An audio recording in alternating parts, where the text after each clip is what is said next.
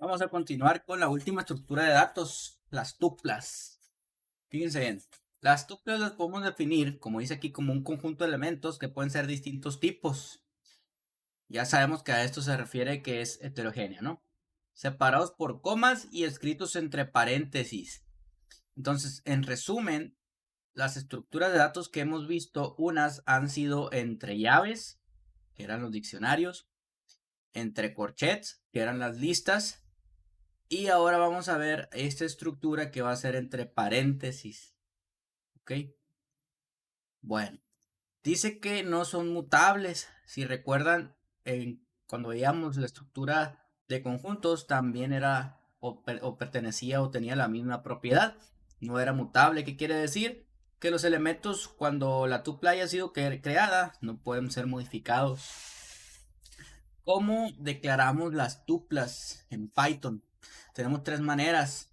La forma más fácil y la más visible, pues es que utilicemos el uso de los paréntesis y dentro de los paréntesis coloquemos separados por coma cada uno de los elementos que va a contener esa tupla.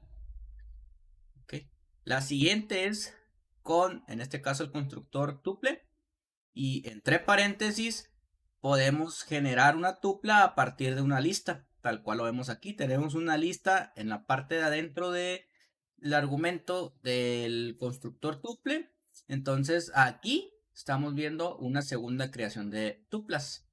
Y otro último método, no tan tradicional o no tan visible, que incluso les puede conllevar algunos detalles más adelante, es declararlos tal cual separados por comas, sin paréntesis, sin corchet, sin llaves, sin nada. A este tipo de declaración también, perdón, también te genera una tupla. Bueno, si ejecutamos el código, podemos observar que tanto T1 como T2 como T3 son tuplas. Aquí lo vemos. Y los tres, a pesar de que yo, por ejemplo, este no está entre paréntesis, ni el último, ni la T3 está entre paréntesis, a pesar de eso, me sigue definiendo como tuplas y el último en específico me lo indica entre paréntesis. Okay, entonces, esas serían las tres formas que yo tengo de declarar tuplas. Son un tipo de dato que vamos a utilizar mucho cuando estemos viendo inteligencia artificial, entonces hay que estudiarlas bien y repasarlas bien. Vamos a trabajar también con las tuplas, igual que hemos visto con otras estructuras de datos. Podemos, en este caso, como es una estructura iterable, podemos ir a revisar el índice y obtener el elemento por índice, tal cual lo hacíamos con otras estructuras de datos y los strings. En este caso, por ejemplo, si yo le pido en este caso, la tupla 1, el elemento 0, observen ustedes que es mi nombre, José. Si quiero imprimir el último elemento, ya sabemos cómo realizarlo de otras estructuras de datos con el signo menos. En este caso, el menos 1 me daría el último dato de la segunda tupla, que es el 3. Aquí lo vemos. Y también podemos hacer uso de definir en este caso la cantidad de elementos que queremos sacar de esa tupla o que queremos conocer de esa tupla. En este caso, pues ya sabemos que lo podemos hacer con los dos puntos. Entonces aquí le estoy diciendo que del elemento número 3 hasta el último elemento, tal cual lo vemos aquí. Los últimos dos elementos de, en este caso, la tupla 3. También podemos saber si esa tupla contiene un elemento en específico. Igual como lo hicimos con conjuntos, podemos preguntar por un elemento en específico dentro de una tupla en específico previamente declarada. En este caso le estamos diciendo si A está en T3. Entonces, como A está en T3, me va a dar un true. Ahí lo vemos. Aquí está la A y aquí me arroja true. Hay un pequeño truco para modificar una tupla. Aquí me dice de forma textual, los elementos no son mutables. Sin embargo, hay un pequeño truco con el que podemos modificar una tupla. Y el método consiste en lo siguiente. Primero, pues tenemos que convertir esa tupla a una lista con el constructor list que previamente ya vimos. Entonces, si ustedes se dan cuenta, son puras cosas que se van reciclando de otras estructuras de datos. Enseguida, como una lista sí es un objeto modificable, podemos entonces ir a un índice en específico y modificar ese índice en específico por un valor. En este caso, si nos vamos a el índice 2 de la lista T2 y lo vemos, observamos que es 0, 1, 2, 3, vendría siendo el 3, por lo tanto el 3 en número lo voy a sustituir por un 3 en formato string o la palabra 3. Y una vez que ya haya hecho la sustitución, voy a volver a convertir a tupla de nuevo, utilizando el constructor tuple que estamos viendo en esta ocasión. ¿Okay? Imprimimos de nueva cuenta el T2 y como podemos observar, una vez que hayamos hecho la sustitución, observamos aquí que es 1, 2, 3. Sigue siendo una tupla porque está entre paréntesis. Muy bien. Podemos desempaquetar una tupla. Al desempaquetado de tuplas,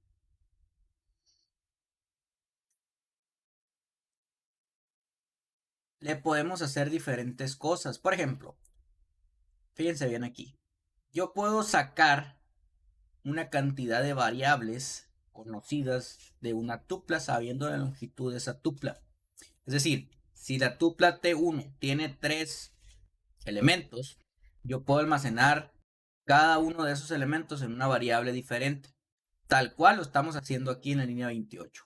Para esto necesito saber, o debería de coincidir, el número de variables con la cantidad de elementos. Entonces, si yo hago eso, observen cómo al momento de imprimir cada una de las variables V1, V2 y V3, obtengo los elementos que están presentes en la primer tupla.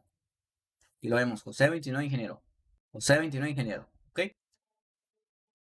Muy bien. También, si no sabemos, fíjense bien, si no sabemos la cantidad de elementos, pero a lo mejor queremos nada más las primeras dos elementos, pasarlos a variables, podemos utilizar el asterisco y enseguida un nombre de la variable cualquiera. ¿Qué quiere decir esto? Que los primeros dos datos de esa tupla las va a pasar a variables y el resto lo va a pasar a esta variable que se llama v. Entonces, si yo imprimo eso en pantalla, me va a arrojar que el valor de v1 es a, el valor de v2 es b y el valor de v pues es el resto de elementos que yo no quise, en este caso 30.05 y true en forma de lista. ¿Ok? También podemos ignorar un dato en específico, un elemento en específico. Fíjense bien, de la lista de la tupla T2, vamos para que la recuerden, es 1, 2, 3. Si yo nada más quisiera almacenar una variable el 1 y el 3, utilizo el guión bajo para indicar que la variable 2 o que el espacio 2 no lo voy a tomar en cuenta. Entonces, lo haríamos de la siguiente manera. El X va a almacenar el primer elemento, es decir, X va a ser igual a 1. La Y, como no tengo ese elemento, lo tengo como guión bajo, lo va a ignorar. Entonces el 2 no lo va a colocar en ninguna variable. Y la Z va a tomar el valor, o el 3 va a tomar el valor de Z, tal como lo vemos aquí. Entonces si yo imprimo el valor de X y el valor de Z, lo vemos aquí, 1, 3. Recuerden que el 3 lo cambié por el string 3, ¿ok? La palabra con el string 3. Muy bien. Entonces, así es como yo puedo nada más escoger la cantidad o las variables de los elementos que yo quiero de esa tupla.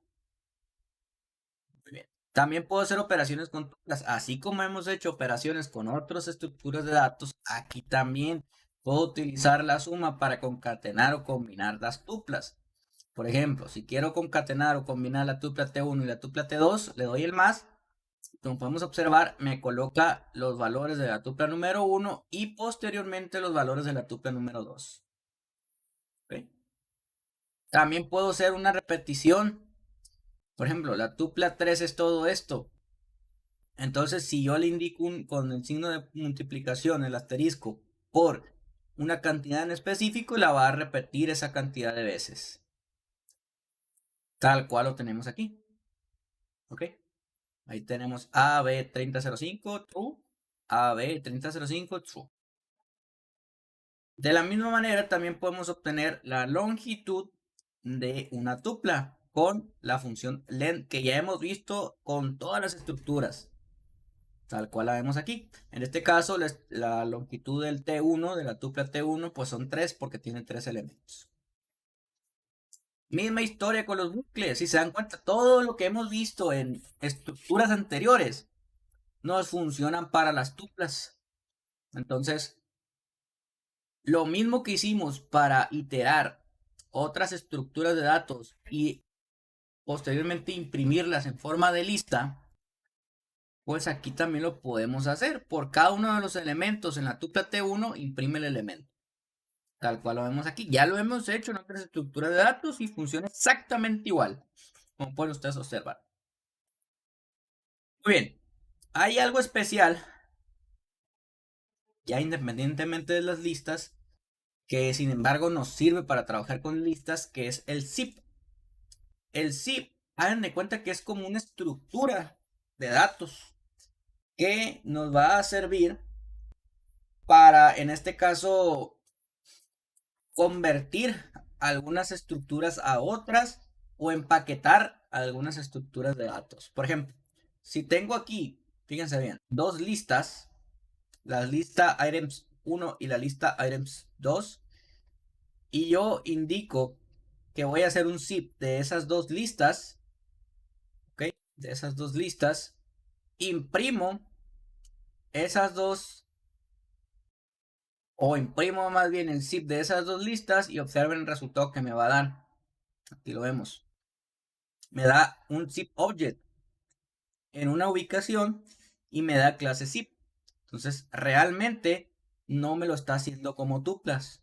Sin embargo, puedo trabajar lo que yo ya previamente zipié, entre comillas, y convertirlo a un tipo de dato o a una estructura que ya hemos trabajado previamente.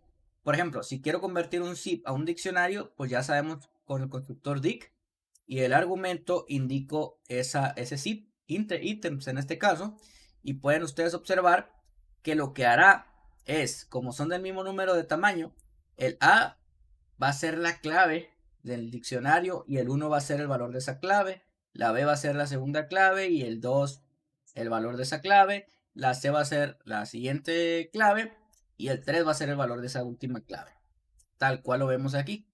¿Ok?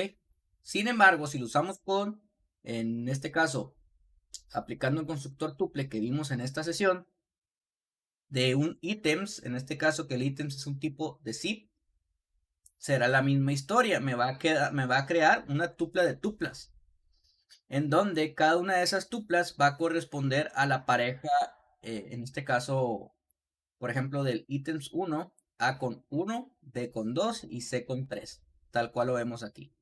¿Ok? Entonces, las tuplas básicamente agarran conceptos que ya hemos estado trabajando con otras estructuras de datos.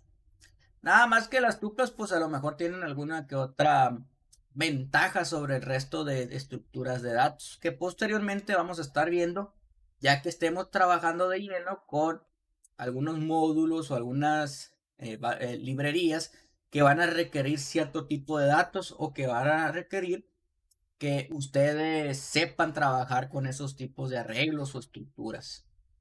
Bueno, pues ya vimos todas las estructuras, nada más para recapitular.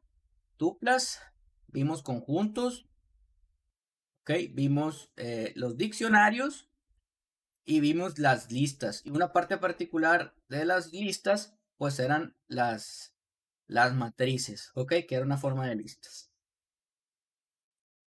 Y bueno, son todos los tipos de estructuras de datos que podemos encontrarnos en Python. Y algunos pues tienen más ventajas sobre otros. Ok, les voy a dejar las tareas también estas, retos, recuerden, de tuplas y de conjuntos ahí por el WhatsApp, se los voy a mandar.